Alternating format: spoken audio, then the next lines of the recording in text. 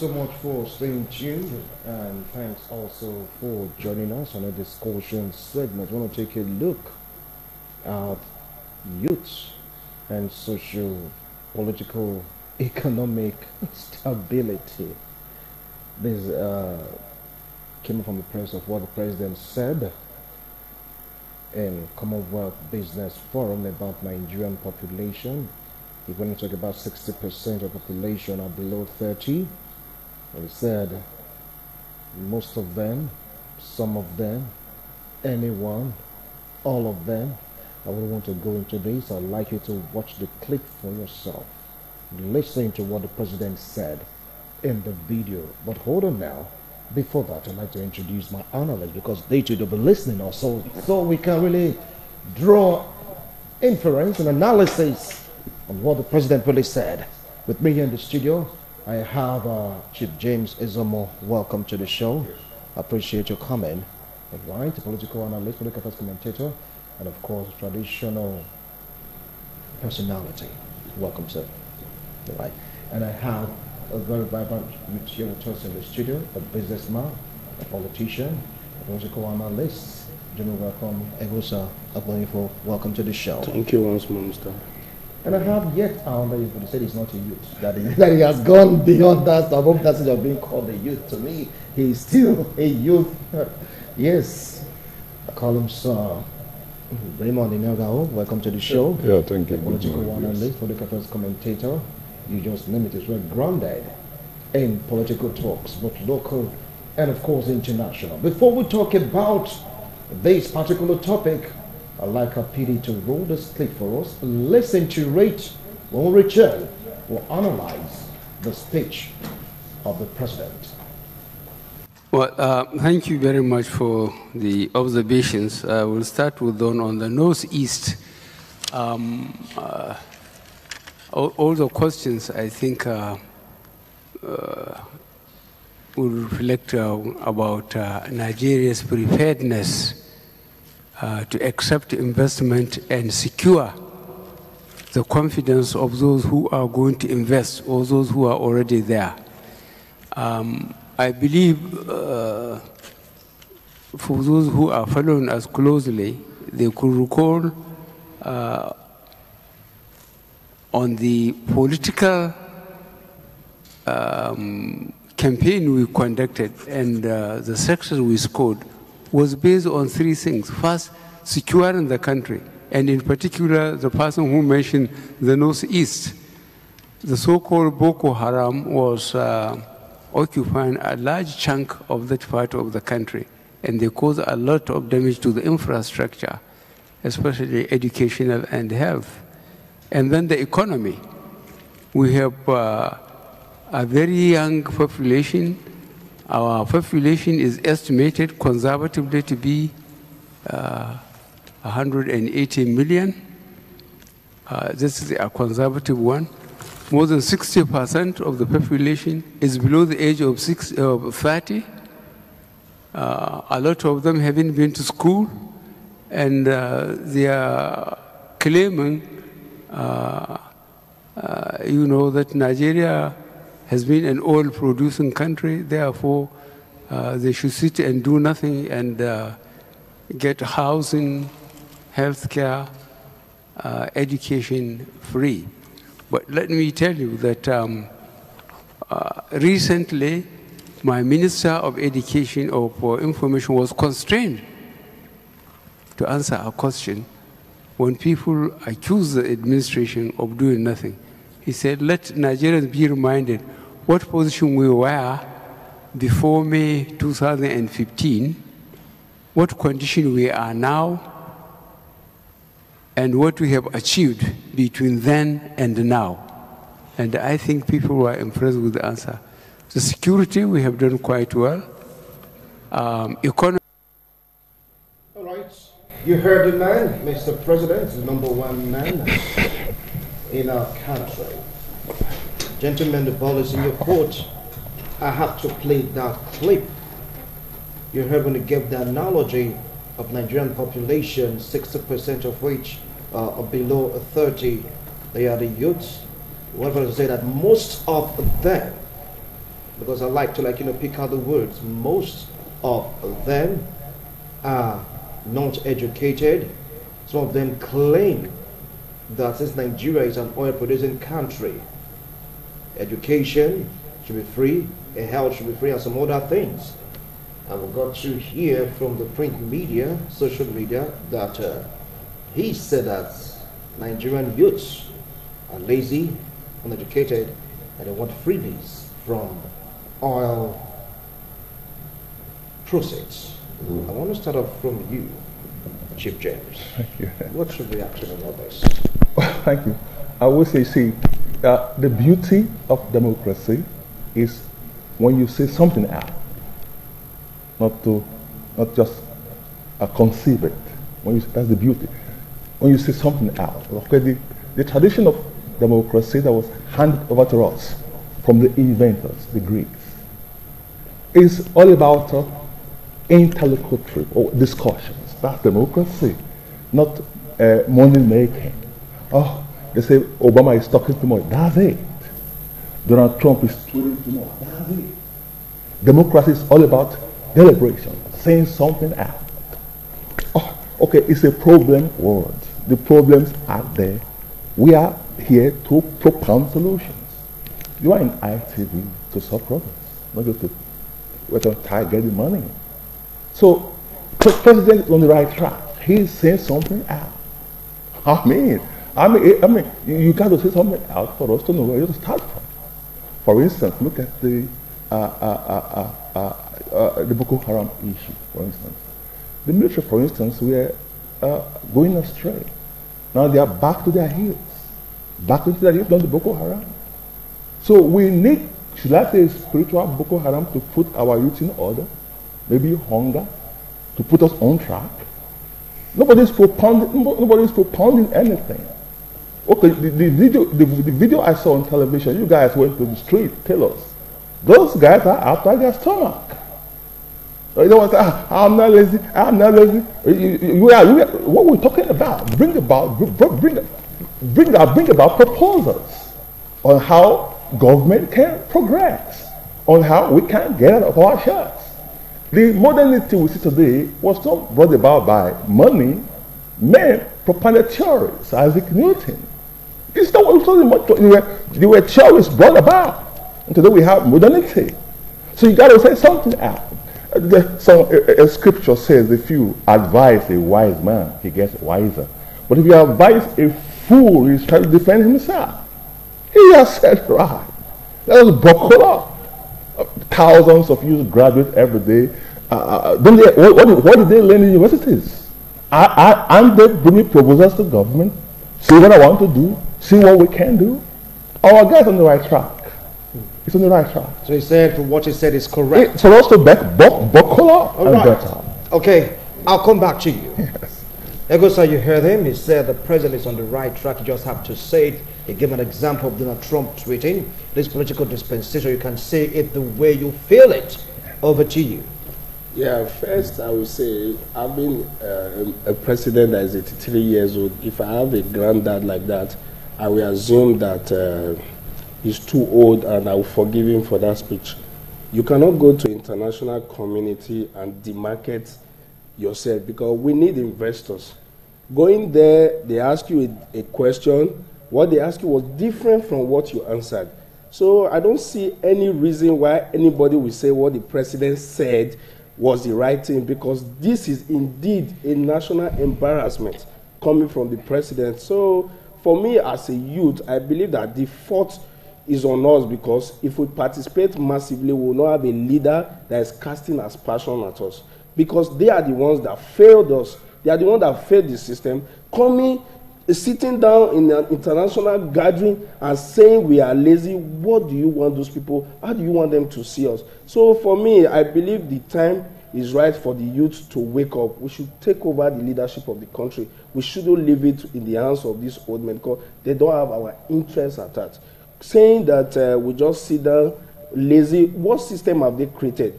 You see that there's nothing working in the country. The youth are striving hard to provide for themselves. So what structure have they put in place? For the last 3 years of his administration, what have they done to provide employment for the youth. I saw the campaign that they had before now, where they were talking about how many million Nigerians they were employed, but we've not seen anything like that. So coming to people that you should be able to sell your country. As a father, you cannot go outside and tell everyone that your child is this, your child is that.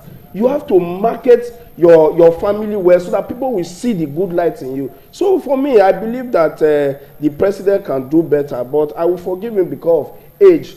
Because all what he said, they don't need to defend it. They just need to apologize to the Nigerian youth, because it's a slight on us to say we are lazy. We are not lazy. I know a lot of Nigerians that I meet every day that wake up very early, think of, brainstorm on how to put food on the table. No structure, there's no road, there's no light, there's no water. We wake up every day hoping for the best. So which platform have they created? What is the role of government?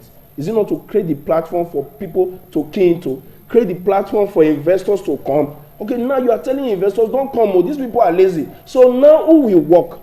When the investors set up a plant, they will go and bring the full Chinese people, go and bring the Japanese to come and manage the plant, because the president have told them that don't give them job. Oh. So this is indeed poor marketing. To me, I'm speaking as a businessman here.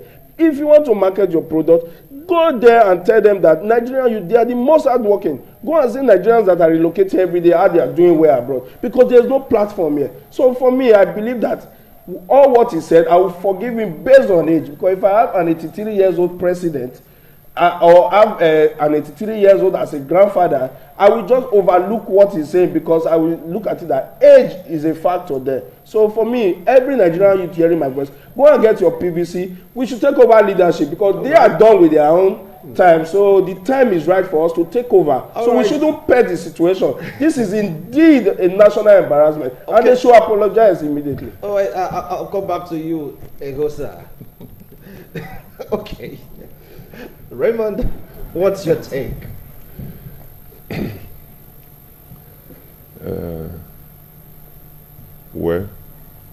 Gosa, who told you Mr. President is 83? He's 75. So 76, 83 by football age. I don't know that, but you can't claim to be 83. But anyhow, I think Mr. President's speech was uncalled for on the question that was asked.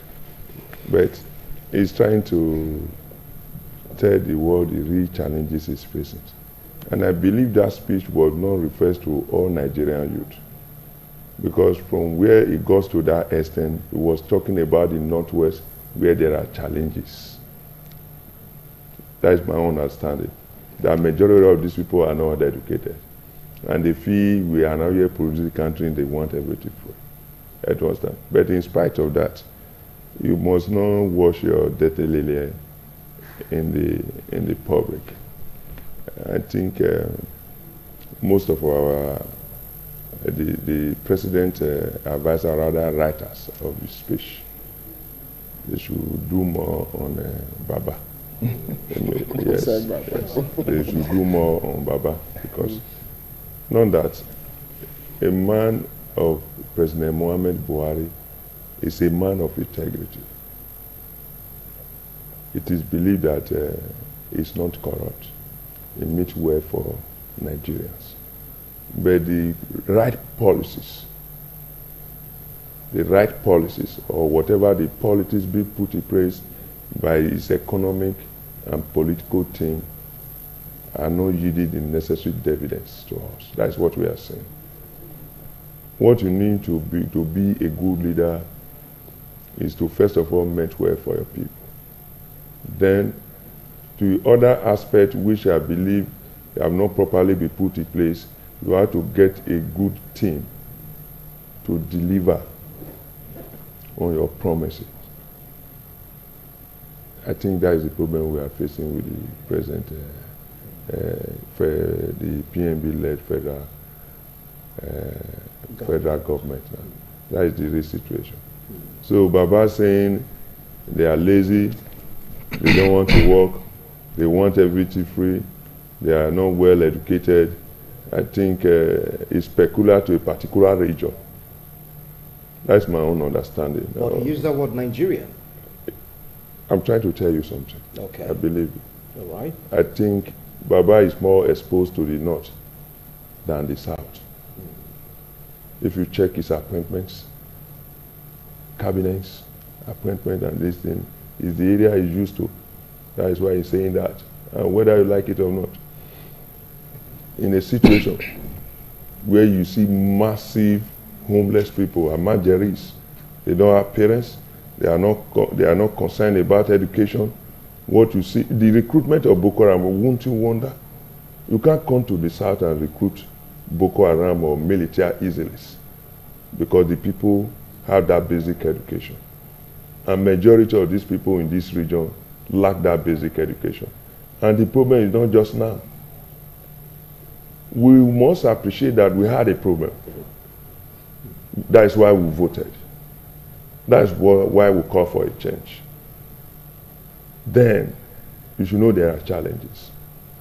There's need for the federal government and the national to face it head on. Nigeria know we have a problem. That is why we vote for a change. Baba meant well, but he had to do something with economic and political team to make sure that we put this country in the proper footing for future development. Okay. That's my kind of conclusion. All right. Now, from what he said Baba is focusing more on the north, and he gave an example of the Marjories and, of course, their inclinations towards education. You want to agree to that? Because Nigeria is saying that it's not only the north he's talking about, that is generalizing. What he's saying from where our president is used to is the northern part of Nigeria. Well, as far as I'm concerned, the most preferred Nigerian person by the international community is our president. All right? Now, as far as I'm concerned. And so they say open rebuke is better than secret love. Let me start from there. All right. Well, he is the president of this nation. He is from the north. I said one time that we were discussing on this platform about job racketeering once. Remember that we're here. So I said in a capitalist setup, the president can make his own junior brother vice president. Who cares? Because the capitalist setup. All right. Now we are pretending to be capitalists. We don't have what it takes to be capitalist when we're supposed to be socialist. All right. So the idea of whether he's from the north, it doesn't come in the capitalist setup. It can even make you anything. It can even prefer. It can even make all these cabinet members Northerners. It's the capitalist setup. Nobody's business. All right. That aside. All right. That aside. Yeah. Because I would want to react to what Raymond said, talking about his use to the north. He's using the north as a yardstick to measure Nigerian youths, because he gave a very strong point. People that don't like education, they are Marjories, talking about the recruitment into Boko Haram. Thank you very much. I would want to agree to that because he made mention of oil. And you know, we had issues in the Niger Delta where the youth took to arms, like to fight for what belongs to them, this oil dichotomy and all. For me, I believe that the president, what he said, he was referring to the entire Nigerian youth, not the north, because we are one. We should stop doing this region of a thing, because if we want to operate as a region, meaning we shouldn't be called Nigerians. There should be northerners, there should be southerners. So as a Nigerian president, speaking on that podium, he was referring to every hardworking Nigerian youth that we are lazy. So I will not agree that he's using that as a case study. He has served as a governor, as a petroleum minister, that is serving as he had another office before now. So he understands the Nigeria dream. So he's not naive about what is happening. So I don't like a situation whereby we are petting it. The man spoke his mind on what he believes about the Nigerian youth. And for me, the best thing we owe ourselves is to prove him wrong. It will not cost him anything to apologize. That statement alone is too grievous. You can see the reaction. I was driving down from bypass to link it to this place. I saw a man trying to pick irons from the refuse dump on that site close to AIT. And I took picture of it. I said, is this a lazy Nigerian? I knew I slept a Seme border, buying you shoes, crossing to a flower border, to Ghana, looking for you shoes. Our president should encourage us. We have had interaction with people. Nigerians abroad, you need to see the time they wake up. Before I wake up, it don't move to pieces parts of engines. 40 vehicles loaded in 40-feet container with 3 vehicles to pair with it. Rush back to Nigeria to sell it. I've seen Nigerian youth ready to push this country forward. All they fear is that our leaders are not ready for us to come in. They create a picture for us that politics is a dirty game. You have to belong to this secret court to be in politics. They want to scare us away forever. But will they be there forever? We need somebody to fill in the gap. So for me, instead of deliberating on this issue, the presidential spokesman should come out and apologize. This apology will just do the magic. We don't need to be petting him because we are not lazy. Nigerians are the most vibrant people in the world. When I see Nigerians, I can tell that this person is a Nigerian. Even people I've had interaction with that are not from this continent will see you and say, oh, you are obviously a Nigerian. The way your ginger, the way you are obviously a Nigerian. So for me, apology will just settle everything and we'll move on as a people. Then his team will now start, because we are here to provide solution. We are not here to criticize. Then the team will now go into proper assessment on how to carry the youth along. If you don't carry the youth along, you say we are 60% and we are lazy. If you lose 60% vote, can you fly as a presidential candidate? So for me, apology will do the magic. And for the Nigerian youth, you can see the reason why they said you are lazy. You don't have your PVC. You sit behind your mobile phone and you are pressing it. I know how many times I've encouraged people to come out and register. I go as far as telling them that don't worry, there is coke and snacks for you. Come over. You understand? So the Nigerian dream, we have to push for it. If we don't sacrifice, we will not get there. A lot of us shouldn't be comfortable. You can see this statement and should bring us out of our shell to prove us right that we are not lazy. So for me, the president should get a good management team. They should come up with a strategy and quickly apologize stylishly. They can organize a musical and just whatever. Now let me come to you, Raymond. We have various types of laziness. Some persons already opine that Nigerian youths are intellectually lazy. We don't want to do that because everyone talked about please come out to vote. Nobody wants to do that. Nigerian youths, something according to report, they don't know how to think out ideas, present ideas to make it work. Hence, we are in this situation. I don't think Baba is right in that angle. Intellectual laziness. You're laughing. What is actually intellectual laziness? I don't believe in that. Nigerian youth are vibrant. Nigerians are hardworking people. In spite of the harsh economy, no enabling environment. If the leaders say we are lazy, they cause the laziness because they don't reward excellence. They don't reward excellence. Yeah, they don't reward hard work. They so polarize the country to the extent that people celebrate your financial muscle, irrespective. Nobody consider the dignity of labor. I remember my dad is 98. He's a retired headmaster. Then in our village, Akonwe, there was dignity in education, in labor.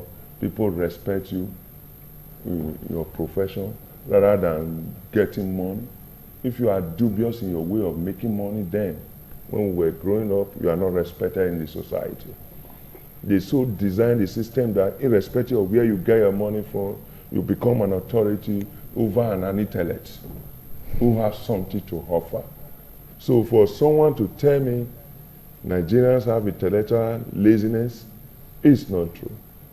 Then too, if it is true, they cost it. They make us to be lazy. If they want to say we are lazy, they design a system that make us lazy. People no longer believe in artwork. People never believe in a progressive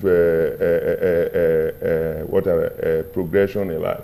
People just believe you can cut in, either by touting, either by violence, either by smartness, either by lying, breaking all sorts of moral principles to get rich. Once you get it, you take over. And Fela once said, this problem was created by the colonial masters. He said they will carry African man with low mentality, give him million naira bread, He will come back and cut a little from the bread for us to give him a chieftaincy title and start ruling over their people. At the expense of our cultural and moral credibilities. So the actual fact is we all know the problem of this country. Sometimes those you want to help, those you feel there is need for us for a change, those you see them betraying themselves, not even you. Then I complained. Someone told me it's unfortunate that an hungry man that's supposed to be angry is not angry because they have nothing to fall back to. Someone gave me an example. Say one former president of Russia or something like that. He took a bird, removed all his feather. It was not featherless. It was bleeding. Then he gave him a corn, a grain. He ate. Then they start throwing one. With the pains, he was still coming and come back to where he was sitting down, was eating the grain. So what I'm trying to say that they so impoverish us. Before now, we have what they call the middle class. The middle class is totally almost wiped out. Salaries are not enough to take care of your immediate needs. What are the state of the public schools? You now have private universities to separate the poor from the rich. So the problem is enormous. But the bitter truth is this: until the people realize that the power belongs to them, they will remain where we are. 2,000 naira, 5,000 naira on a voting day will not last you, no matter how poor you are, for more than a week.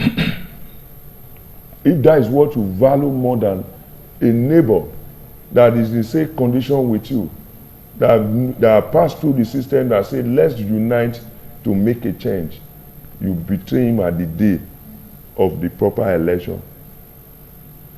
Benin people say when a cocoa doll in one so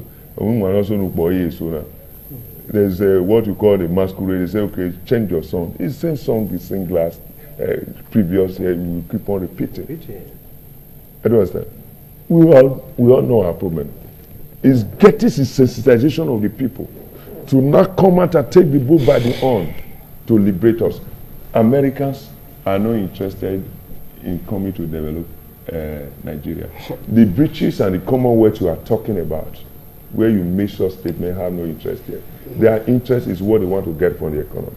Nobody can fix this country apart from us. All right. I was asking the question about intellectual laziness. You're trying to gesticulate. What's your idea on this? Nigerian youth being intellectually lazy. Yeah, during this, the book launch by our Esogban of Benin last week, the minister that graced the occasion said something I love. He said, Benin City was already a technological base before the white came, about bronze casting. Since the white came, now we kind of, Africans have abandoned what they were known for and embraced westernization. I'll give an instance. We are known to be palm wine tappers in Africa. That same rope you used to climb is what they are still using. white men don't drink palm wine. How come we have not invented something strange that you can just tie to the palm tree and you are there? It's not absurd. Does the white man drink palm wine? An instance that we are intellectually lazy. University students graduate universities, thousands of them, year in, year out. No proposals, no headway. Looking for white collar job, not inventing anything, just there. Okay, the broadcasting. Okay, this is I gave. Okay, that's there. But we are in the modern world. Let's move with the time. Let's go with the trend. Let's be innovative. Let's be proactive. Let's do something. There, as fertile as we are, go to the Middle East. It has become a green land to innovations, to manpower. We have it all here. Look at Alaga Steel that has been dumps. Or the whites were saying, Nigeria is going to become a second Japan. No, hey, before you know, Alaga is gone. Where are the brains? We are lazy intellectuals. Like my darling here. Well, it's my son. Hey, he's saying his own. I don't think the president has anything to apologize for. I started by saying democracy is all about interlocutory, talking, discussion. I want him to say more. He has not started. Because the taste of the pudding is in the eating. It is now we are gradually evolving. Our democracy is growing. The president has to say more. Okay, what he said now, maybe tomorrow, you to say, I'm not this you. You have to buckle up. We have not started. I want him to say more. More. Not apologizing, no, brother. He has not started. He should say more. More. All right, so you say more. More. Okay. Tweet more. Hey, sir. You heard of that here? Somebody should say more, should tweet more. That we are intellectually lazy. Give an example. The palm wine. The palm tree. Hey, so you can react to that. With all due respect, my chief, when you were speaking, you did not tell us what you have done for the Nigerian dream. You only referred to what that we are lazy, we should have created a palm wine, a solution to climb the palm wine. I would have loved to hear the part that you have played all these years as a Nigerian. Because me sitting here as a Nigerian, I've tutored a lot of people to be great entrepreneurs. So we shouldn't cast aspersion. What we should do is that we should ask ourselves this question: what have I done for the Nigerian dream? What have I done for the Nigerian child? What have I passed across? Fine, palm wine typer, they did not evolve. In your own segment, what an example? Yes, what I'm saying is this. Yeah. I prefer when we talk, we should prefer solution. We should say what we have done. Okay, now we are referring to intellectual capacity, that we are intellectually lazy. Now we are sitting here now. What have we done with our intellect? Why are we referring to Nigerians as Nigerians? You are not using your brain, and we are Nigerians. What have we used our brain for? Sitting in the studio. So now we are to blame. We are Nigerians. So we are not intellectually lazy. I am not intellectually lazy. I know vibrant Nigerians that can create something when the system is bad, when the system is faulted. Now somebody that has a deep knowledge to create an electrical plant needs encouragement to push it. But when he's doing that, you see him as a mad person, because the government of the day does not have a long-term plan. A government that looks at 4 years will never do well. Now you should set a program that another administration will key into. Not doing something that you just want to get that credit of 4 years. There is what we call long-term. You cannot build railway that will cover Nigeria in 4 years. So why not set a good foundation? So saying we are lazy, I don't agree, because the government has a huge role to play. You don't expect me to go and do road. I need good roads to bring out my intellect. I was telling somebody, I said, why do we still buy land 30 million in Benin? Go and open new areas. Push up right there. The people in Iyama, they will not see patronage. They will be running down to Saple Road. So we as a people, we should start thinking outside the box. Why do we come into Benin and the first thing you see is bad road, mud, and you don't see street light and nice flowers to welcome you? We have this intellect to pass across, but who are the final consumer of this our intellectual capacity? Somebody will steal it from you, sell it and kill it. Now, for me, I like to put solution to the table. We are not lazy Nigerians. I'm here sitting today. I can tutor any amount of Nigerians when it comes to business because I started from the scratch. I wasn't lazy. The government did not give me platform. I've never had 50,000 naira from the government to boost my business.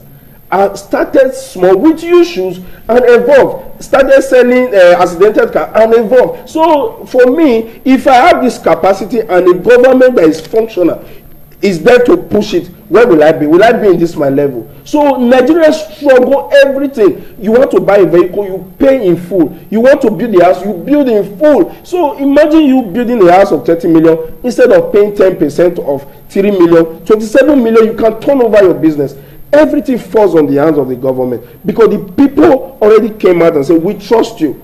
Do something for us that will make us reason well. How do I reason when my generator is making noise? How do I reason when I keep on thinking on how to go to the mechanic and fix my car? How do I reason when I think of sinking borehole to get water? The water body are dead. What you're saying, so, the youth aren't reasoning well because of this condition. The youth are not lazy intellectually. The government, like Oga clearly stated, they've created a situation whereby they now make us to look so impoverished and depend on them. At the day of election, they will give us 2,000 naira to entice us, continue to mess us up. We are not lazy intellectually. And I'm alive to ensure that every Nigerian youth wake up, their mind is opening. I know how many youth that I encourage every day. Somebody wrote me yesterday that my friend was contemplating suicide. When he saw the way you present yourself, the structure you have laid down, the way you wake up every day and let the youth know that there is a structure, there is a formation to follow, he said he was encouraged. So I'm not here to talk on sentiment that we are intellectually lazy when we can never speak in the studio what we have done for the Nigerian dream and the Nigerian child. What is the legacy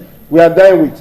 I want to die as a happy man that, oh, your dad when he was alive, see what he did. We are not patriotic enough. Okay. How many of us have the Nigerian flag in our car? How many of us have it in our houses? So we should wake up. It is a clarion call for every Nigerian to wake up and push for it. We have to keep on pushing because that is the only way we can get off of this situation we find ourselves. Right. So for me, I believe that the push should be enough from... Okay.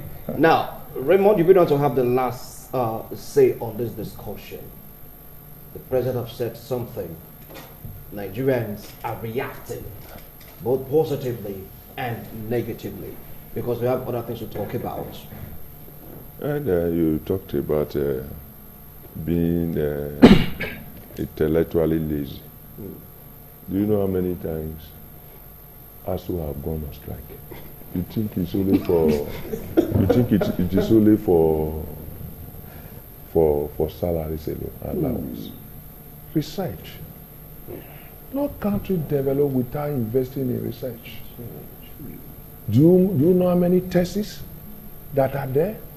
Do you know how many proposals, many inventions that are lying fallow there? And the business environment are not equally encouraging it. These investors are to invest.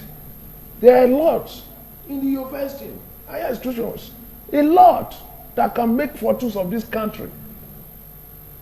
Nobody's investing in it. The government is not adequately funding this. The greatest investment is human development. Gone are the days of natural resources. They are still talking about oil.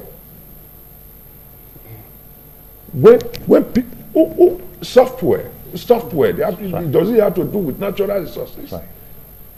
Zuckerberg, what does it have to do with?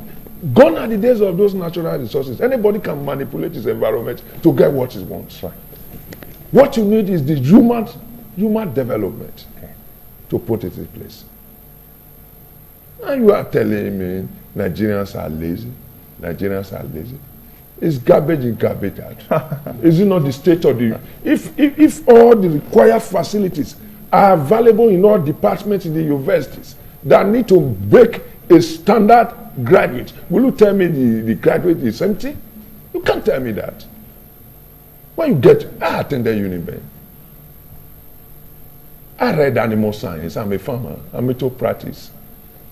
I've even gone beyond using normal, those all those going to vet to buy this and buy this. I use common drugs. I use common iodine for treating to treat gomboro and others. I've gone beyond that. I try to put in myself. Rather than buying this or this, 1,600, I only use 200 naira drugs for normal, combined with some herbalists. So what I'm trying to say, what I do tell Nigerians, there's no food for lazy man. There's no enabling environment. The only way to survive, man, is to think within your local environment, what can you do to survive first? The problem is strictly on leadership. Wait, let me say this, please. Okay. Please. Now, let me say this. Okay.